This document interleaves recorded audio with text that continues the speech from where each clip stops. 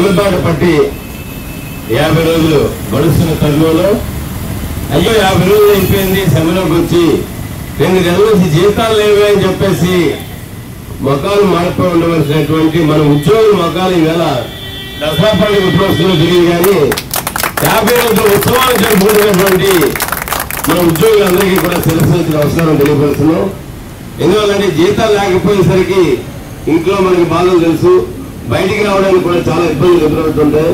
అటువంటి తరుణంలో కూడా ఈవేళ పచ్చతోరణాలు కట్టి మరి చంద్రశేఖర్ గారి ఆధ్వర్యంలో ఎంత పెద్ద ఎత్తున ఒక్క డిపార్ట్మెంట్ కి సంబంధించిన చిన్న కార్యాలయం సిబ్బందితో ఇంతమంది 100 మంది ఇక్కడ రిలే నిరాహార దీక్షలో కూర్చున్నందుకు వారికి మరొకసారి అభినందనలు తెలియపరుచుకుంటూ మరి ఈ ఉత్సాహంతో నాకైతే డిసెంబర్ 31 వరకు కూడా సమ్మె చేసినా సరే ఏ ఒక్క ఉద్యోగం కూడా వెనక్కడుగు వేసేటటువంటి పరిస్థితి ఉండదన్నటువంటి నమ్మకం మీ టెండర్ చూసిన తర్వాత వచ్చిందని చెప్పేసి తెలియపరుచుకుంటున్నారు.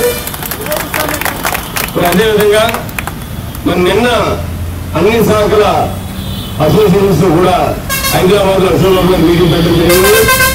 మరి ఆ మీటింగ్ లో రేపటి నుంచి మరి 11వ తారీఖు కూడా మనకి కార్యాచరణ ఇవ్వడం జరిగింది.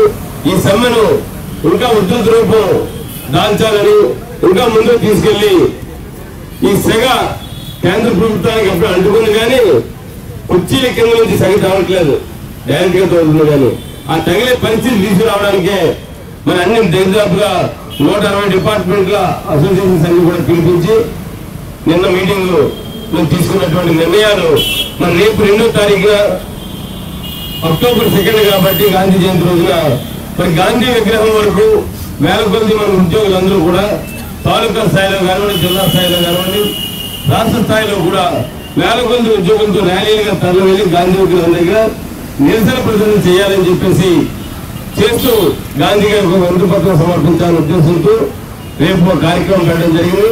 అదేవిధంగా 3-4 తారీఖుల్లో ఈ రోజున మనం ప్రధానమైన డిమాండ్ అంటే ఎమ్మెల్యేలు రాజీనామాలను పక్కన పెట్టాం. ఎందువల్ల నోటుగా అసెంబ్లీకి వస్తే దాన్ని నెగిటివ్ చేయాల్సిన పరిస్థితి ఆంధ్ర రాయలసీమలో ఉన్నటువంటి 175 మంది ఎమ్మెల్యేలకి 16 ఖాళీలు ఉన్నాయి కాబట్టి 159 మంది ఎమ్మెల్యేల మీద ఉంది. అందువల్ల వారిని మనం రిక్వెస్ట్ చేస్తున్నాం. మరి శాసనసభ్యులందరూ కూడా శాసనసభకు నోటు వచ్చిన వెంటనే దాని మీద వ్యతిరేకంగా ఓటు వేసి దాన్ని వీగిపోయే పరిస్థితి తేవాలని వాళ్ళని రిక్వెస్ట్ చేస్తున్నాం. మరి ఎంపీలు అయితే మాత్రం సీమాంధ్రలో ఉన్న 25 మంది ఎంపీలు కూడా రాజీనామాలు చేయాలి. తద్వారా రాజకీయ సంక్షోభాలను ఏర్పాటు చేసి ఈ యూపీఏ ప్రభుత్వం పడిపోయే పరిస్థితి తీసుకురావాలి. అటువంటి పరిస్థితుల్లో బిల్లు అవుతున్న ఉద్దేశంతో మరి ఎంపీల ఇళ్ల ముందు మరి 3-4 తారీఖుల్లో మరి ధర్నా కార్యక్రమం పెట్టడం జరిగింది. దాని తర్వాత 5వ తారీఖున నేషనల్ హైవేస్ అన్ని కూడా దిగ్బంధం చేయాలని చెప్పేసి, తర్వాత 5వ తారీఖుల్లో ప్రైవేట్ ట్రావెల్ బస్సెస్ అంతేకాకుండా పెట్రోల్ బంకులు కూడా బంద్ చేయించాలని చెప్పేసి, తర్వాత 7-8 తారీఖుల్లో government of India central government ఆఫీసులు అన్ని కూడా మూతపడేటట్టు చేయాలి. ఆల్రెడీ మనం పోయిన నెలలో 2 దఫాలుగా 2 రోజులు అంటే 4 రోజులు మూత వేయించు, ఒకరోజు సీమాంధ్ర బంద్ ప్రకటిస్తూ ఆ రోజు కూడా కేంద్ర ప్రభుత్వ సంస్థలు కానివ్వండి, అదేవిధంగా కేంద్ర ప్రభుత్వ కార్యాలయాలు కూడా మనం బంద్ ప్రకటించాలి. 5 రోజులు దాదాపుగా లాస్ట్ మంత్ లో మనం సెంట్రల్ గవర్నమెంట్ ఆఫీసులు అన్ని కూడా బంద్ ప్రకటించాం. వారు కూడా స్వచ్ఛందంగానే సమైక్యాంధ్ర ఉద్యమానికి కట్టుబడి ఉండే వారు కూడా మనకి సహకరించడం జరిగింది. అదేవిధంగా మరి ఈ నెలలో మరి 7-8 తారీఖుల్లో సెంట్రల్ గవర్నమెంట్ ఆఫీసులన్నీ కూడా ముగించాలి. అదేవిధంగా మరి 9, 10, 11 తారీఖుల్లో ఈ 3 రోజులు కూడా వివిధ జిల్లాల నుంచి మరి 100 కొద్ది ఉద్యోగులందరినీ కూడా ఢిల్లీలో సమీకరించి ఢిల్లీలో ధర్నా ప్రోగ్రాం తలపెట్టారు. ఆ ప్రోగ్రాం గురించి ఏ జిల్లాకి ఏ తారీఖు అన్నది తర్వాత మనకి ఇన్విటేషన్ ఇస్తామని చెప్పారు. సో మనకి 8వ తారీఖు వరకు ఉన్నటువంటి ప్రోగ్రాం ని మొత్తం అందరూ ఉద్యోగులు కూడా కలిసికట్టుగా వేల కొద్ది ఉద్యోగులను కలిసి మరి ఈ కార్యక్రమాన్ని అంతటినీ కూడా మనం సక్సెస్ఫుల్ గా మనం విజయవంతం చేయాలని చెప్పేసి మీకు అందరూ కూడా విజ్ఞప్తి చేస్తూ మరి 29వ తారీఖున హైదరాబాద్ లో తెలంగాణ వాదులందరూ కూడా ఒక మీటింగ్ పెట్టుకోవడం జరిగింది. దాన్ని మీరందరూ కూడా వీక్షించి ఉంటారు. మరి దానికి ధీటుగా ఒక జిల్లాలోనే కర్నూలు జిల్లాలో మనం సేవ ఆంధ్రప్రదేశ్ పబ్లిక్ మీటింగ్ కూడా పెట్టడం జరిగింది. మరి ఆ మీటింగ్ కి ఆ జిల్లాకి సంబంధించినటువంటి దాదాపుగా 4-5 లక్షల మంది ఉద్యోగులు, విద్యార్థులు, కార్మికులు, కర్షకులు, సామాన్య ప్రజానీకం కూడా అక్కడికి అటెండ్ అవ్వడం జరిగింది. ఆ మీటింగ్ అంతా కూడా ఓన్లీ మన సమైక్యాంధ్ర ఉద్యమాన్ని ఏ విధంగా తీసుకెళ్లాలి, రాష్ట్రాన్ని సమైక్యంగా ఉంచడానికి మనం ఏ విధంగా ఉద్యమం చేయాలన్న దాని మీదే అందరూ కూడా మాట్లాడారు. మరి హైదరాబాద్ మీటింగ్ కానీ మనం చూసినట్లయితే మరి వారందరూ కూడా ఈ సమైక్యాంధ్ర ఉద్యమం ఇంత పెద్ద ఎత్తున మరి ఉద్యమం ముందుకు వెళ్తుంటే దాన్ని చూడలేక కళ్ళుండి కూడా చూడలేని పరిస్థితుల్లో వారి వ్యాఖ్యానాలు కూడా చేయడం జరిగింది. మీరందరూ మీటింగ్ లో కూడా చూసి ఉంటారు. కేసీఆర్ గారు 7వ తారీఖు సేవ ఆంధ్రప్రదేశ్ హైదరాబాద్ సభలో ఒక శ్రీనివాస కానిస్టేబుల్ జై తెలంగాణ అని చెప్పేసి 1-2 సార్లు వచ్చిన వెంటనే కానిస్టేబుల్స్ ఆ సేఫ్టీ జోన్ లోంచి బయటకు తీసుకెళ్ళడం జరిగింది.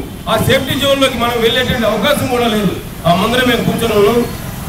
బయటకు తీసుకెళ్తే ఆయన అశోక్బాబు గారు కొట్టారని చెప్పేసి ప్రాణం కూడా మనం అక్కడ చూసాం. అంతేకాకుండా ఆయనకి ₹1,00,000 కూడా ఆయన ప్రకటించాడు. దాన్ని బట్టి మనం అర్థం చేసుకోవాల్సింది ఏంటంటే ఇంతవరకు కూడా తెలంగాణలో జరుగుతున్నటువంటి ఉద్యమాలన్నీ కూడా ప్యాకేజ్ ఉద్యమాలుగా మనం పరిగణిస్తున్నాం. దాన్ని సభలోనే మరి కేసీఆర్ గారు ₹1,00,000 ప్రకటించారు. ఆ ప్రకటన ముందుగానే వారికి చెప్పి అరే నువ్వు వెళ్ళి అక్కడ జై తెలంగాణ అంటే నీకు ₹1,00,000 ప్యాకేజ్ అని చెప్తేనే వాళ్ళు వచ్చి ఆ ప్రకటన వెలువడిస్తున్నారు. అంతేకాకుండా మన సభలో చెప్పులు ఇచ్చినందుకు వాడికి ₹1,00,000 ప్యాకేజ్. ఈ విధంగా ప్యాకేజీల రూపంలోనే తెలంగాణ ఉద్యమం నడిచింది తప్ప మన దగ్గర జరుగుతున్నట్టుగా స్వచ్ఛందంగా ఉద్యోగులు సమ్మెలోకి వచ్చి ఉద్యోగులే కాకుండా విద్యార్థులు, యువజనులు కూడా, అంతేకాకుండా ప్రజానీకం కూడా ఇప్పుడు చంద్రశేఖర్ గారు చెప్పినట్టుగా సామాన్య ప్రజానీకం కూడా రాష్ట్రం 3 ప్రాంతాల ప్రజలు కూడా కలిసి ఉండాలి, అన్నదమ్ములుగా మెలిగిన రోజునే మనకి ఈ సమైక్య రాష్ట్రం అభివృద్ధి చెందుతుందనే భావంతోనే ఈరోజు తెలంగాణలో అయితే 60% ప్రజలందరూ కూడా రాష్ట్ర సమైక్యంగా ఉండాలని కోరుకున్నారు. మరి మన కర్నూలు మహాసభకు మహబూబ్ నగర్ నుంచి 3-4 మండలాల నుంచి కూడా ప్రజలు వచ్చి మేము కూడా మాట్లాడుతూ సమైక్యాంధ్రానికి మరి సపోర్ట్ గా అని చెప్తే మన అశోక్బాబు గారు ఒకటే చెప్పారు, మీరు మహబూబ్ నగర్ లో మీటింగ్ పెట్టండి, మేము వస్తాం, వచ్చి మహబూబ్ నగర్ లో మేము మాట్లాడతాం, అక్కడ మీరు మాకు సంఘీభావం తెలపండి అని కూడా చెప్పడం జరిగింది.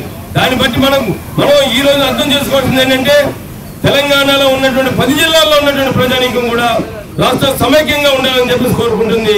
ఈ వేర్పాటు వదిలి ఎవరైతే ఉన్నారో రాజకీయంగా లబ్ధి పొందుదామని చెప్పేసి అనుకుంటున్నటువంటి ఈ కేసీఆర్ వాళ్ళ ఫ్యామిలీ మెంబర్స్ మిగతా వాళ్ళ వల్లే అక్కడ ఉద్యమం ప్యాకేజ్ ఉద్యమం నడుస్తుంది తప్ప మరొకటి కూడా కాదు. తర్వాత ఇంకోటి కూడా మీరు నిన్న మొన్నటి వరకు కూడా హైదరాబాద్ మనం బస్సులో వెళ్తుంటే అక్కడ ఉన్నటువంటి వ్యాపార సంస్థల ముందు మేము తెలంగాణకు వ్యతిరేకం కాదు అని చెప్పి బోర్డులు పెట్టుకుని వాళ్ళకి వ్యాపారాలు చేసుకోవాల్సి వస్తుంది.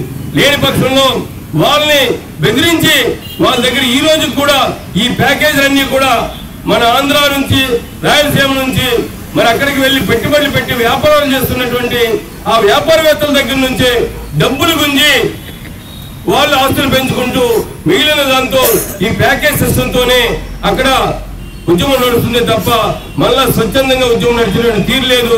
దాని ఉదాహరణలు కూడా మన జిల్లాని కానీ తీసుకున్నట్లయితే విశాఖపట్నం జిల్లాలో దాదాపుగా 5-6 సభలు కూడా మనం పెట్టడం జరిగింది. దానికి వేల లక్షల కొద్ది ఉద్యోగులు, విద్యార్థులు, ప్రజానీకం కూడా అటెండ్ అయ్యారు.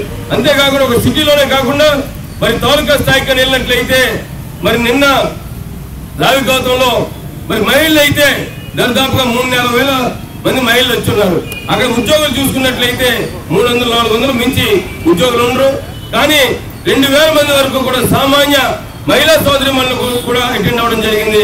మొత్తం మీద 10,000 మందితో ఒక సైడ్ రూట్ లో ఉన్నటువంటి మండలంలోనే దాదాపుగా 7-8,000 మంది జనం వచ్చి కూడా సభలు సక్సెస్ చేశారు.